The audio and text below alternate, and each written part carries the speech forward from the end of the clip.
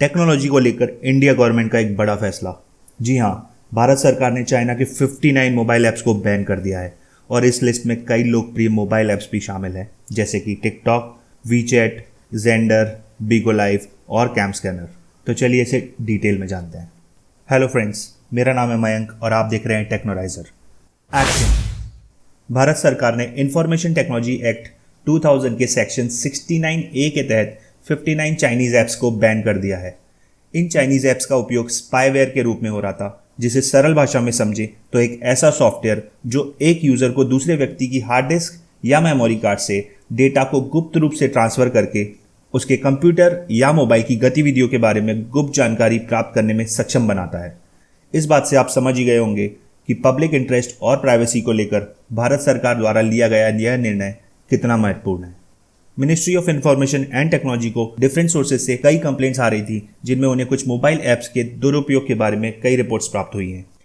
चूंकि यह संपूर्ण भारत की जनता, उनकी प्राइवेसी और देश की अखंडता पर बड़ा प्रभाव डाल सकता है, यह एक गहरी चिंता का विषय है जिसके लिए तत्काल उपायों की आवश्यकता है।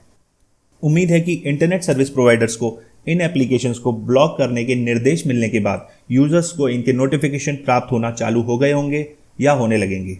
उपयोगकर्ताओं को जल्द ही एक ऐसा मैसेज मिलने की संभावना है जिसमें लिखा होगा कि सरकार के अनुरोध पर इस ऐप का उपयोग प्रतिबंधित है। सरकार के इस बैन की घोषणा के दूसरे दिन ही टिकटॉक ने मोबाइल और डेस्कटॉप पर काम करना बंद कर दिया है। इस डिसीजन के दूसरे पहलू पर नजर डालें तो इन प्लेटफॉर्म्स में अधिकांश ऐप्स में इंडियन क्रिएटर्स और यूजर्स हैं, जिनमें से कई लोगों के लिए यह इनकम का एकमात्र साधन है, और कई ऐसे ऐप्स हैं जिनके भारत में ऑफिसेज और एम्प्लॉयज़ हैं, जिस वजह से कुछ नौकरियां दांव पर हो सकती हैं। ऐसा पहली बार नहीं है जब टिकटॉक को भारत में प्रतिबंधित किया गया है। मद्रास उच्च न्यायालय ने पिछले साल 3 अप्रैल 2019 को इस ऐप पर प्रतिबंध लगाया था, लेकिन कुछ समय बाद इसे वापस ले लिया गया था। सरकार द्वारा बैन किए गए 59 ऐप्स की लिस्ट हमने डिस्क्रिप्शन में दी हुई है।